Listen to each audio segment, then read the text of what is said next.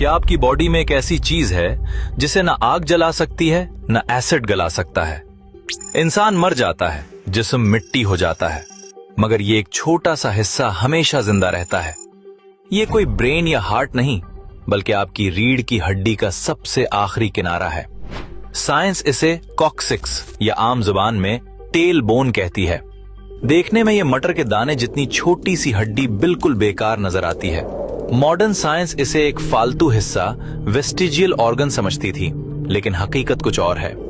आज से 1400 साल पहले, जब कोई लेबोरेटरी नहीं थी, अरब के सहरा में एक आवाज गूंजी। हमारे नबी करीम सल्लल्लाहु अलैहि वसल्लम ने इंसानी क्रिएशन का सबसे बड़ा राज दुनिया को बताया। सही बुखारी और मुस्लिम की हदीस है।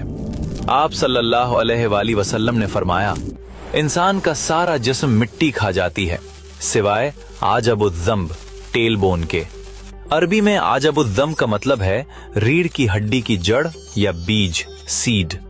आपने फरमाया, इसी से इंसान पैदा किया गया और इसी से कयामत के दिन दोबारा रिक्रिएट किया जाएगा। साइंसदानों के लिए यह मानना मुश्किल था कि एक हड्डी कैसे हमेशा सेफ रह सकती है। फिर 20वीं सेंचुरी में साइंस ने इस दावे को टेस्ट करने का फैसला किया। जर्मन साइंसदानों ने इस हड्डी को बहुत हाई टेम्परेचर पर जलाया, उसे पीस कर राख बना दिया।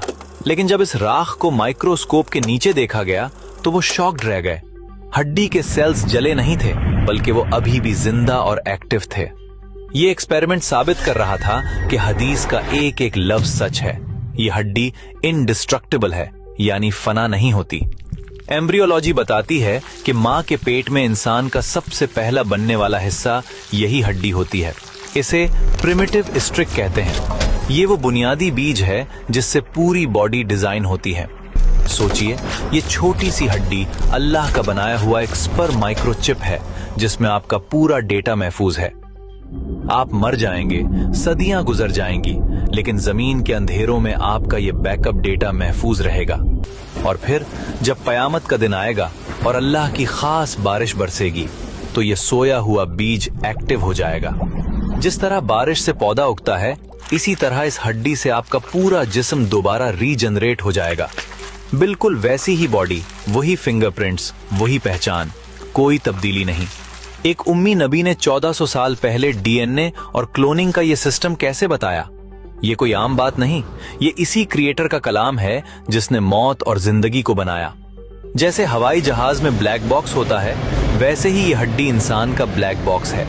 जिस तरह क्लाउड पर आपका डेटा कभी डिलीट नहीं होता, अल्लाह ने यह हड्डी आपके जिस्म का क्लाउड सर्वर बनाई है। साइंस आज जिन टेक्नोलॉजीज पर काम कर रही है, इस्लाम ने सदियों पहले उनकी बुनियाद रख दी थी।